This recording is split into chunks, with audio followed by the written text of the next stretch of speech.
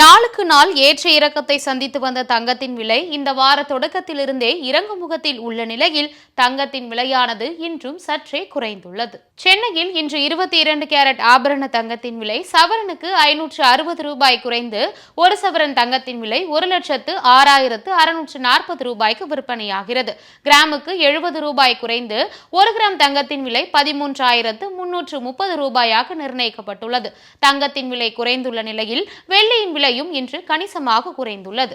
சென்னையில் சில்லறை வர்த்தகத்தில் வெள்ளியின் விலை கிராமுக்கு 5 ரூபாய் குறைந்து 1 கிராம் வெள்ளி 245 ரூபாய்க்கும், கிலோவுக்கு 5,000 ரூபாய் குறைந்து 1 கிலோ வெள்ளி 2,45,000 ரூபாய்க்கும் விற்பனையாகி வருகிறது.